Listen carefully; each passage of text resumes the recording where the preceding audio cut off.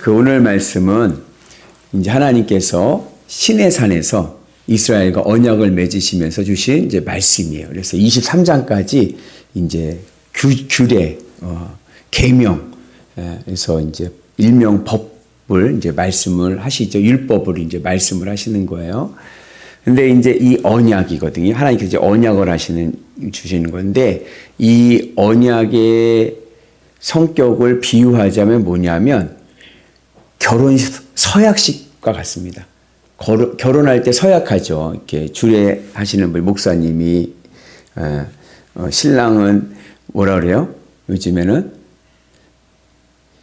검은 머리가 팥뿌리가 되도록 함께 살겠느냐? 예! 신부는 비가 오나 눈이 오나 아프거나 안 아프거나 잘 하겠느냐? 예! 그러죠?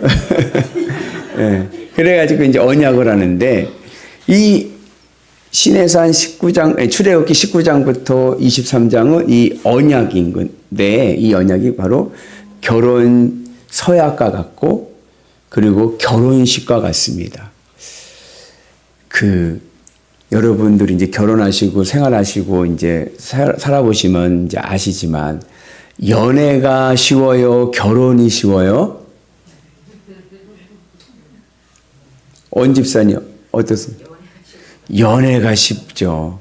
연애 때는 늘 좋아요. 그 우스갯이야기인데, 동화가 늘 해피엔딩인 이유는 마지막에 왕자님과 결혼하면서 끝나기 때문에 해피엔딩입니다. 결혼 생활이 쉽지가 않아요. 왜 그렇죠?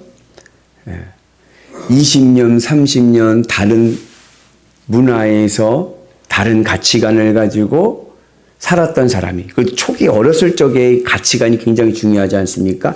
자아가 형성이 되는 건데, 그 서로가 다른 사람들이 20년, 30년, 요즘은 이제 40년, 50년 뒤에 만나니까 만나서 같이 산다는 게 쉽지가 않은 거예요. 그래서 요즘은 우스갯말로 부부는 뭐다?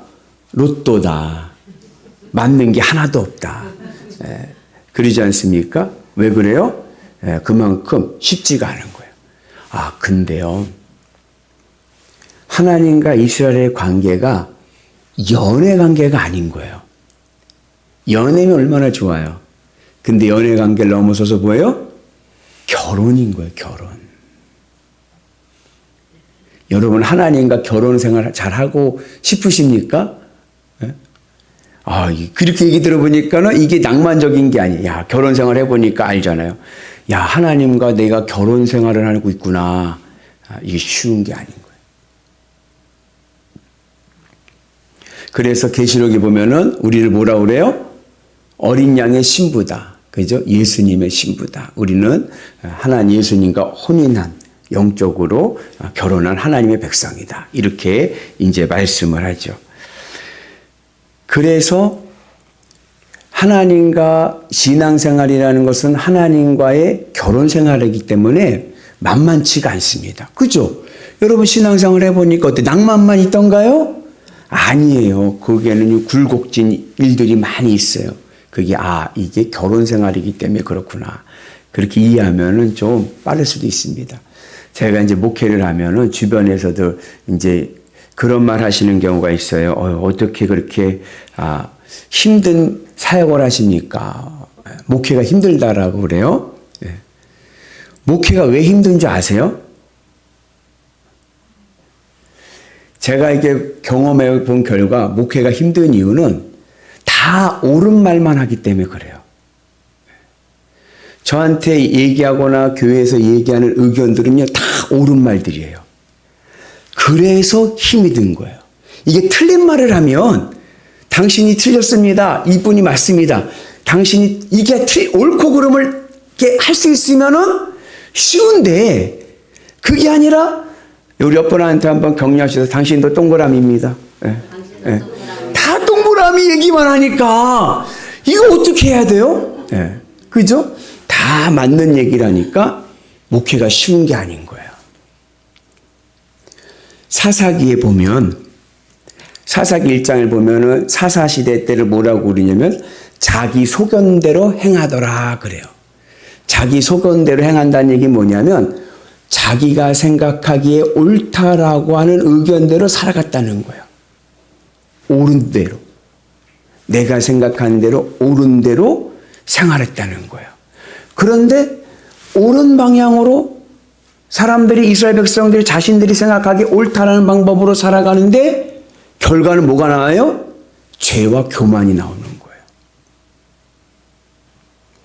하나님은요, 우리에게 옳고 그름을 말씀하지 않습니다. 하나님은요, 우리를 옳고 그름으로 판단하지 않습니다. 하나님은요, 우리를요, 믿음으로 판단하시는 거예요. 하나님의 말씀에 순종하며 살아가는가. 여러분, 왜 부부싸움을 합니까? 서로 옳다라고 주장하기 때문에 그런 거예요. 서로 옳아. 남편은 남편대로 생각하니까 옳아. 옳은 걸 주장하고, 아내는 아내가 생각하는데 옳아. 근데 이걸 남편이 못 봐. 그죠? 이걸 봐야 돼. 그러니까 가르쳐 주려고 하다 보니까는 서로가 어떻게 해요? 서로 그런 입장에 생각하니까 오히려 서로 옳다라고 생각을 하니까 오히려 어려움을 겪는 거예요. 그래서 하나님과 나와 결혼 관계 속에서 신앙생활을 할 때 가장 중요한 지혜는 뭐냐면 하나님의 생각이 있고 내 생각이 있습니다. 이때 어떻게 해야 돼요? 이때 내 옳다라는 주장을 내세우면 안 되는 거예요. 그럼 무슨 일이 생겨요? 부부싸움이 일어나는 거예요. 갈등이 일어나는 거예요. 내가 암만 생각해도 내가 옳아. 에? 암만 생각해도 내가 맞아. 그래도 하나님 앞에서는 내 생각을 내려놔야 됩니다. 그래야 부부관계가 화목한 거예요. 그러지 않고 하나님 내가 옳아요. 내가 맞다니까요. 그리고 하나님 앞에 대항을 하면 하나님과의 신앙생활이 행복하지가 않습니다. 그래서 신앙의 지혜는 뭐냐? 하나님 생각과 내 생각이 있을 때 어떻게 알아? 내 생각을 내려놓고 하나님 생각이 옳다라고 하는 거예요. 이게 지혜로운 아내의 모습입니다. 이게 오늘 십계명의 교훈인 거예요. 십계명의 교훈. 십계명의 교훈은 뭐냐? 옳다 하지 말고 하나님께 맞춰라 해요. 하나님께서 10개의 계명을 주시는데 왜 이렇게 해야 되는데요가 아니라 아멘. 그렇게 따르겠습니다. 그래서 십계명은 하나님의 말씀에 하나님 생각에 내가 맞춰가는 결혼 생활의 하나의 매뉴얼이 되고 있습니다. 그래서 우리가 하나님과 행복한 결혼 생활을 하기 위해서는 여러분 하나님께 맞춰가는 은혜가 있기를 주의 이름으로 축복합니다. 그래야 복을 받는 거예요. 저는요 절대로 못 맞추겠는데요 하는 사람은 어리석은 사람이에요. 하나님 앞에 순종하시고 옳고 그름의 문제가 아니라 그랬어요. 여러분 결혼 생활이 법인가요? 결혼 생활을 옳고 그름으로 따지면요 못하는 거예요. 옳고 그름의 문제가 아니라 신뢰의 문제입니다. 믿고 따라가는 거죠. 우리에게 그 은혜가 있기를 주님의 이름으로 축복합니다. 어쩔 때 보면요, 목사님이 답답해. 그죠? 이렇게 해야 되는데, 이렇게 못할까? 그래도 옳고 그름으로 판단하지 마시고, 그러려니 하고, 따라오고, 같이 함께 할 때 하늘의 은혜가 임할 줄로 믿습니다. 그래서 하나님께서 이 십계명을 주신 이유는 하나님과 함께 행복한 결혼 생활하는 매뉴얼을 말씀해 주고 있는 거예요. 그 10계명의 구절을 보면 1계명부터 4계명은 하나님과의 계명이고 이 계명이 이루어지면요 5계명부터 10계명 10번째 계명까지의 사람들과의 인간관계에서 오는 계명은요 그대로 이루어지는 겁니다. 첫 번째 계명이 뭐예요? 나 외에 다른 신을 두지 말라. 다른 신이라는 것은 뭐냐면 하나님보다 앞선 신을 두지 말라는 얘기예요. 여러분들 하나님하고 여러분하고 지금 결혼 생활하고 있어요. 예? 근데 여러분들 마음에 다른 누군가가 들어와 있으면 하나님 기뻐하시겠어요? 안 기뻐하시겠어요? 예? 안 기뻐하죠. 다른 신을 두지 말라는 것은 우리의 마음에 하나님 외에 다른 것을 앞세우지 말라는 거예요. 그래서 우리가 주님의 은혜 안에서 내 마음의 첫 번째는 예수 그리스도, 주님이 되는 은혜가 있기를 주의 이름으로 축복합니다. 그래서 여러분 주님의 은혜 안에서 믿음의 길을 가는 은혜가 있기를 주의 이름으로 축복합니다. 그래서 나 외에 다른 신을 두지 말라. 내 마음에서 하나님의 첫 번째가 되어야 된다. 그래야 하나님과의 결혼 생활이 행복합니다. 그 두 번째 뭐예요? 우상 숭배하지 말라. 우상 숭배하지 말라는 얘기는 저 불상을 만들어 놓고 불상 앞에서 비나이다 이런 거 하지 말라는 것뿐 아니라 그건 기본이고 하나님을 우상시하지 말라는 거예요. 하나님은 영이시니 하나님이 보여요? 안 보여요? 안 보여요. 하나님은 형상으로 나타나시는 것이 아니라 말씀으로 나타나십니다. 우리가 말씀을 교훈하십니다. 그래서 하나님을 우상 숭배하지 말라는 것은 하나님을 이용해 먹으려고 하지 말라는 거예요. 우상이라는 것은 뭐예요? 부리는 거예요. 인간이 내가 필요한 것을 얻기 위해서 만든 것이 우상입니다. 하나님을 부려먹으려고 하지 말라는 거예요. 하나님을 이용하지 말라는 겁니다. 여러분 부부 생활하고 결혼 생활할 때 결혼할 때 저 사람을 내가 이용해 먹으려고 결혼한 사람은요. 결혼 생활이 행복할까요? 불행할까요? 행복하지 않을 것 같아요. 그죠? 내가 원하는 걸 얻지 못하면은 또 싸우게 되죠. 그래서 하나님과 나와의 관계 속에서 적어도 하나님과의 결혼 생활 속에서는 우리가 하나님을 우상시 이용해 먹고 부려먹으려고 하지 마시고 믿음의 은혜 안에서 승리하는 역사가 있기를 주의 이름으로 축복합니다. 그리고 세 번째 뭐라 그래요? 망령된 말을 하지 말라. 망령된 말을 하지 말라는 얘기 뭐냐면 내가 복음되지 말라는 거예요. 아까 얘기했듯이 뭐예요? 내가 옳다고 막 하나님 앞에 막 그냥 하지 말라는 거예요. 우리 막 그러죠. 막 나중에 할머니 할아버지 싸울 때 뭐라고 그래요? 이놈의 노인네가 망령이 들었나? 막 그러고 막 그래요. 왜? 대화가 안 되니까. 우리의 신앙이 망령된 신앙 되지 마시고 진실한 믿음의 신앙 되기를 주의 이름으로 축복합니다. 그러기 위해서는요. 내 말을 내 생각을 내려놓고 하나님의 말씀을 하나님의 뜻을 따라가는 은혜가 있기를 주의 이름으로 축복합니다. 그리고 네 번째 뭐냐면 안식일을 기억하라 그랬어요. 안식일은 뭐예요? 안식이란 말이 뭐예요? 평안을 찾는 거예요. 여러분 오늘 마음이 평안하십니까? 한번 만져보세요. 쓰다듬어 보세요. 마음이 오늘 평안한가? 그냥 조금 울퉁불퉁한가? 여러분 마음이 샬롬, 평안이 있기를 축복합니다. 그래서 내 마음이 주님으로 안식하는 거예요. 그래서 이게 하나님의 입장에서 안식일은 창조의 완성입니다. 그러나 아담에게 입장에서 보면은 창조되고 저녁이 되고 아침이 되니 첫 번째 날이에요. 창조되고 난 다음에 바로 맞이하는 첫 번째 날이 안식이 된 거예요. 우리의 삶이 행복하기 위해서는요. 하나님으로 안식하면서 세상에 나가 살아가야 됩니다. 그래서 하나님으로 안식하고 주님으로 위로를 받고 주님으로 기뻐하면서 세상을 향해 나갈 때 우리의 삶이 복되고 아름다운 삶이 될 줄로 믿습니다. 우리는 안식일을 지켜요? 주일을 지켜요? 우린 주일을 지키죠. 원래 유대인들 구약에서 말하는 안식일은 토요일인 거예요. 그러나 우리는 일요일 주일을 지킵니다. 왜 우리는 일요일을 주일로 지켜요? 주일은 주님의 날인 거예요. 왜 우리는 안식일을 주님의 날로 지킵니까? 주일날 예수님이 부활하셨기 때문에 그런 거예요. 영원한 생명이 되셨기 때문에 그렇습니다. 그 주일날 성령의 강림에서 초대교회가 탄생했기 때문에 그렇습니다. 성령 강림의 날인 거예요.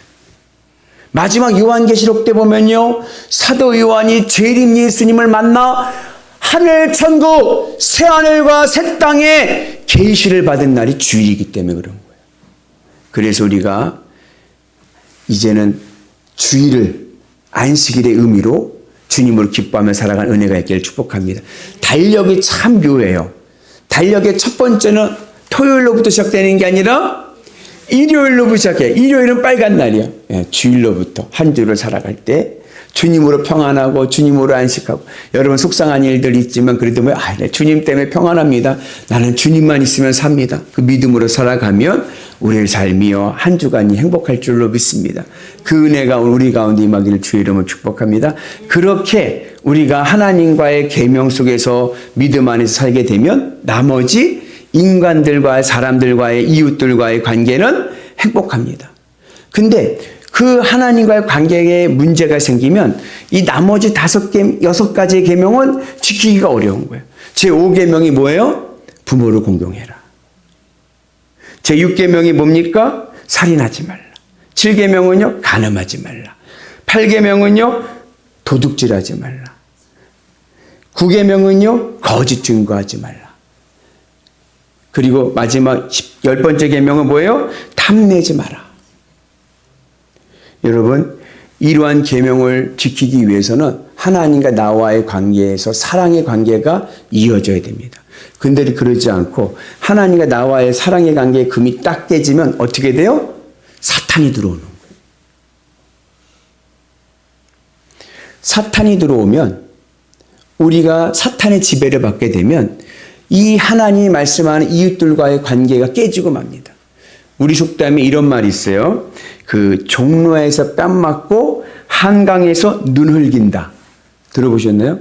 종로에서 뺨 맞고 한강 가서 막 눈을 흘긴다는 거예요. 그게 무슨 뜻이냐면 강자에겐 약하고 약자에겐 강하다는 뜻이에요.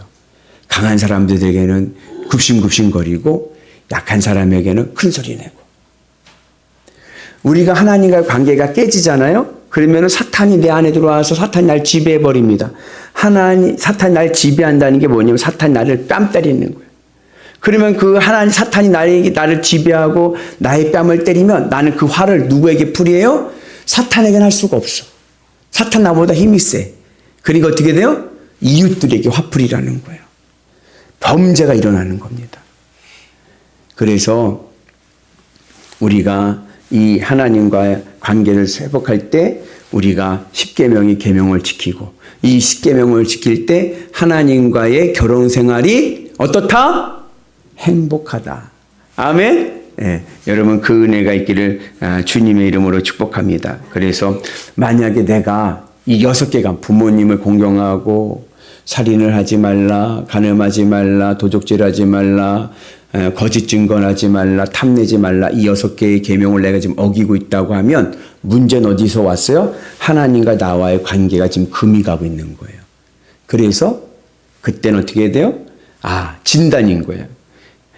내가 지금 남을 막 미워하고 탐내고 거짓말하고 그러고 있다고 하면 이게 내가 하나님과 나와의 관계가 문제가 있구나. 그리고 하나님 앞에 나와서 회개하는 은혜가 있기를 축복합니다. 하나님 앞에서는요, 변명하면 안 됩니다. 지혜입니다. 하나님 앞에서는 내 죄의 책임성을 인정을 해야 돼요. 여러분, 아담이 선악과를 먹었을 때 하나님께서 오셔서 아담에게 뭐라 그랬어요? 너 선악과 먹었냐? 그랬어요.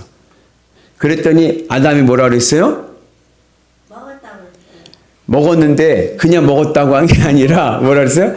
하나님이 지어준 하와가 먹으라고 그래서 먹었습니다. 하와에 가서 야 너 먹었냐 할 때 뭐래요? 하나님이 지으신 뱀이 먹으라 해서 먹었습니다. 변명하면 하나님의 심판이에요. 그때 만약에 아담과 하와가 하나님 잘못했습니다. 제 잘못입니다.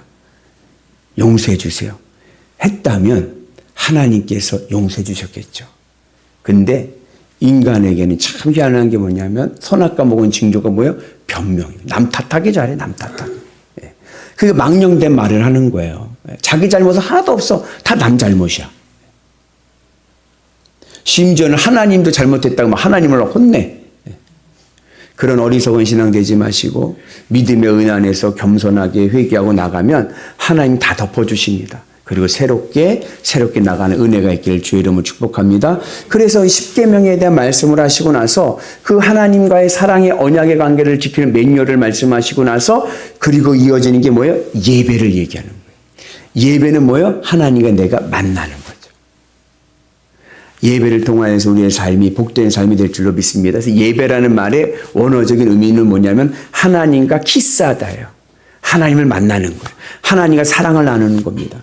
그 은혜가 있기를 축복합니다. 근데 중요한 건 뭐냐? 제단을 이야기하는데 오늘 이 제단을 이야기하는데 그 제단 토단을 쌓거나 돌로 제단을 만들 때 그 돌을 어떻게 해요?